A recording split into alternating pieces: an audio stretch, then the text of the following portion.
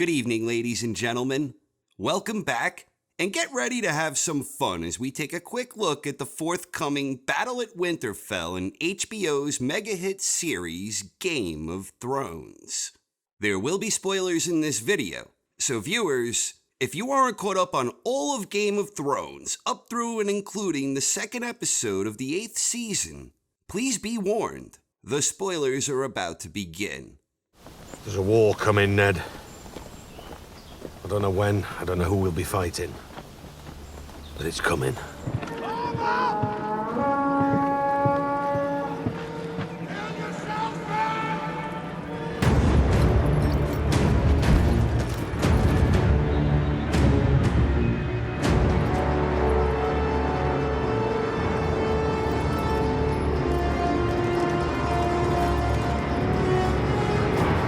At this point, I'm assuming however things play out with the battle at Winterfell, whoever survives the battle will be left scattering away in retreat. And I imagine this retreat will result in the survivors being broken down into several smaller groups.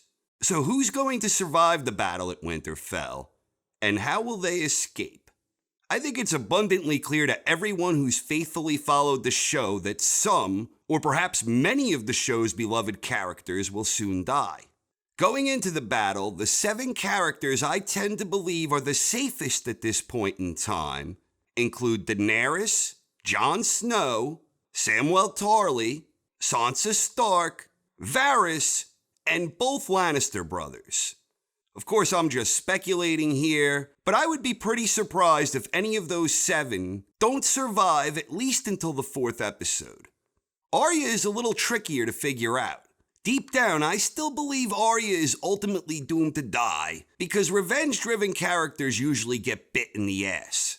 But I also believe that there is a strong likelihood that we as an audience will be led to believe that Arya has been killed, only for her to triumphantly return later on wearing the surprise face of another. If I'm right about the misdirection regarding Arya, then I think we will be led to believe she dies in this upcoming battle. If I'm wrong about the misdirection, then I think she'll probably persevere at least a little longer. Beyond those 7, I think there are an awful lot of characters who will die, but whether or not they die in this next episode is up in the air. But if there's one character I strongly believe will die, it's Grey Worm. I am loyal to my queen. I will fight for her until her enemies are defeated. But when the war is over, and she has won, I'd like to see the beaches again. then I will take you there. Grey Worm's heart just doesn't seem completely committed to this cause. He's already looking ahead, and I don't think that bodes well for him, or the Unsullied on the whole. To reiterate a point I made in a previous episode, I've never been all that impressed with the army of Daenerys. Protect your queen!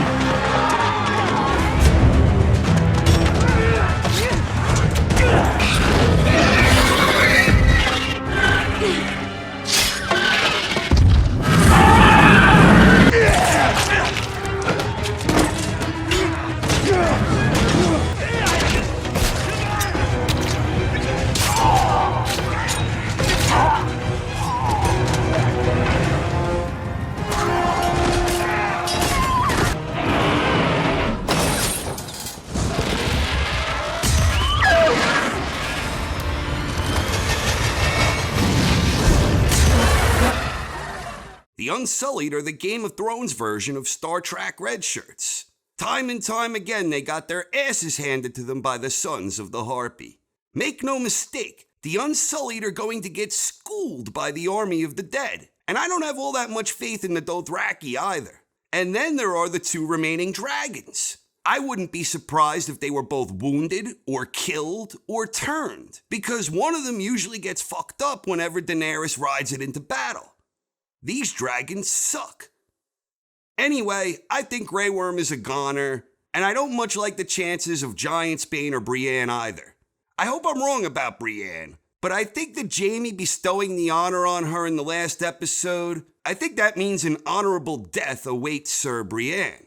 And another guy I think is a goner is Jorah. I don't like his chances at all. And if Jorah, Grey Worm, and perhaps Missandei, If they all die, I think this would act as something that both ignites the inner dragon of Daenerys, and I believe it also paves the way for Varys to win her ear. Because I believe Varys is on the verge of a power play, and one way or another, I believe Tyrion will ultimately be separated into a different group led by Jon Snow. If I'm right about this, I'd personally rather find myself in the group led by Jon and Tyrion, as opposed to the one led by Daenerys and Varys, because I think Daenerys is already well on her way to losing it, and I believe she will unleash her innermost monster so long as she has at least one dragon left. Burn them all.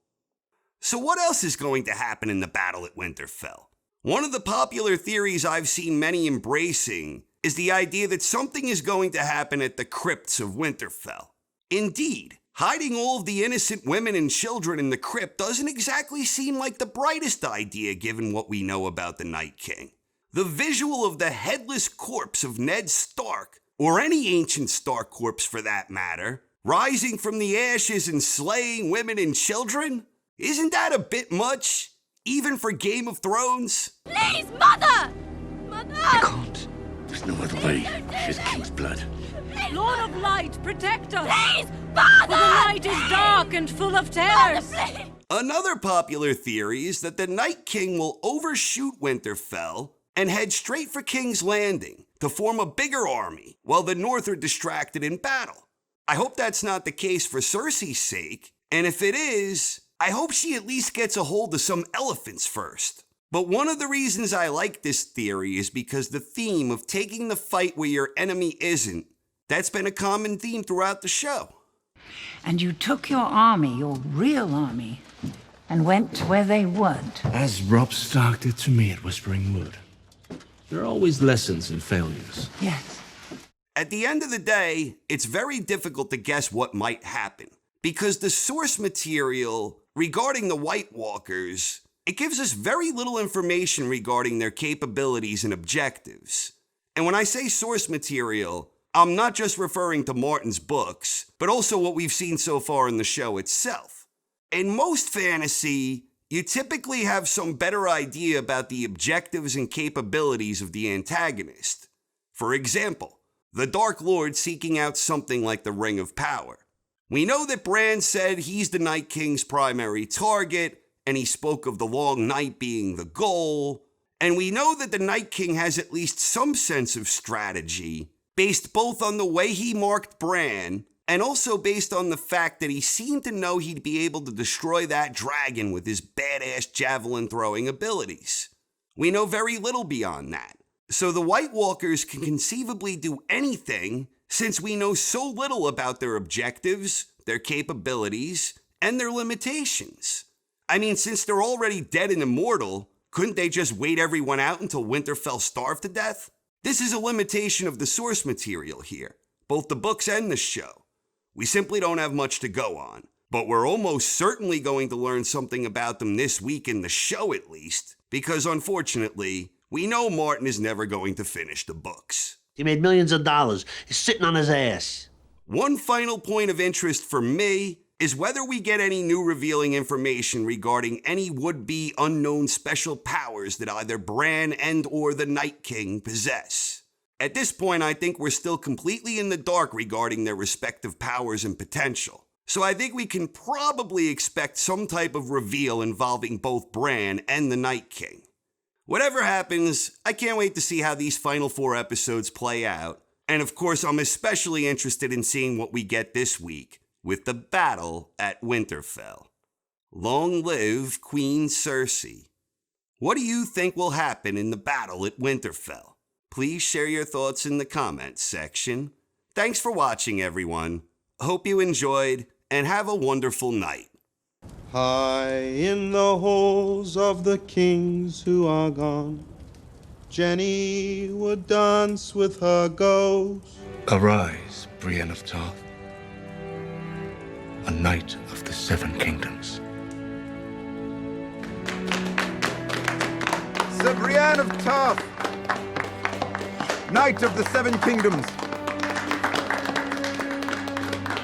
Never wanted to leave never wanted to leave.